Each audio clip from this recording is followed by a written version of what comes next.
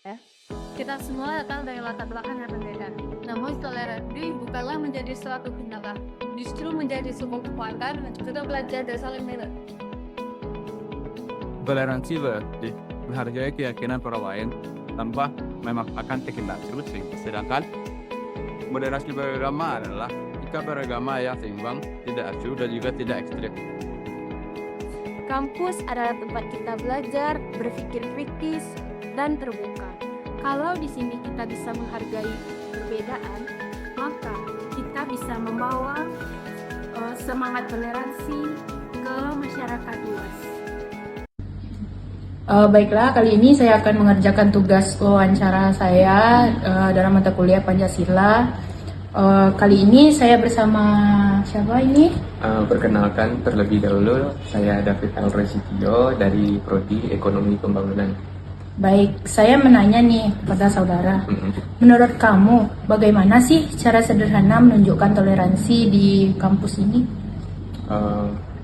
Oke, cara sederhananya dalam kampus kita menunjukkan toleransi itu bisa jadi dengan cara kita menghargai teman-teman kita yang sedang melakukan sholat atau saat mereka berpuasa ya, kita bisa seperti menghargainya dengan tidak makan atau minum di depan orang yang sedang beribadah atau berpuasa ya. Seperti itulah contohnya. Untuk pertanyaan selanjutnya, coba kamu jelaskan pemahaman apa saja yang kamu dapat dari perbedaan agama di dalam lingkungan pergaulan kampus ini. Perbedaan yang saya dapat, yang saya temui, mungkin ada sebagian dari saudara-saudara saya yang pada saat contohnya melaksanakan sholat lima waktu itu ada sebagian yang tidak sholat gitu. Oh, lalai dalam mengerjakannya. Ya, lalai dalam mengerjakannya. Jadi sikap saya yang bisa saya bantu yaitu kayak mengajak dia supaya untuk sholat beribadah seperti itu. Baik, terima kasih ya David. Baik, sama-sama. Baiklah, kali ini saya akan melanjutkan wawancara saya dengan teman saya. Sebelumnya boleh perkenalkan dulu namanya. Oke, kenalin, nama aku Fadlan Ansari dari Prodi Ekonomi Pembangunan Angkatan 2024. Baik, kali ini saya ingin menanya kepada Pak Ufran nih, menurut kamu, gimana sih cara sederhana menunjukkan toleransi di kampus ini?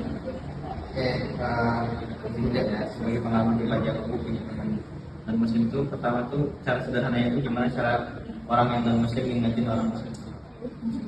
Karena jarang ada orang yang, sedangkan yang kita sebagai sama muslim aja kadang ya kelihatannya ada juga beberapa yang jual karena orang yang non muslim aja bisa nggak kayak gitu buat seperti itu sih.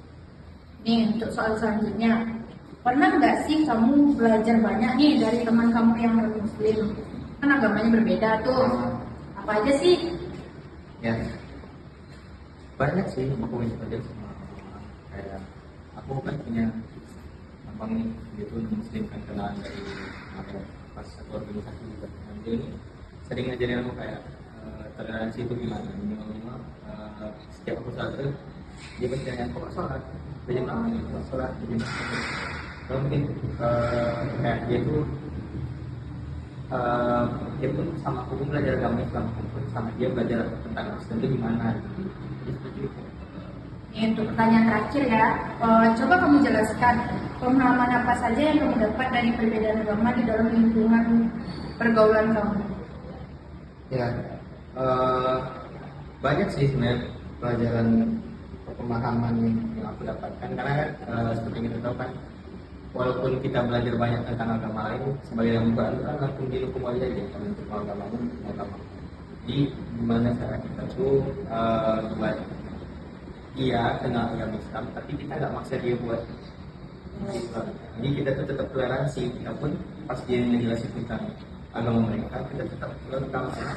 Disitulah rasanya kita tuh mengenai tahu apa perbedaan antara agama.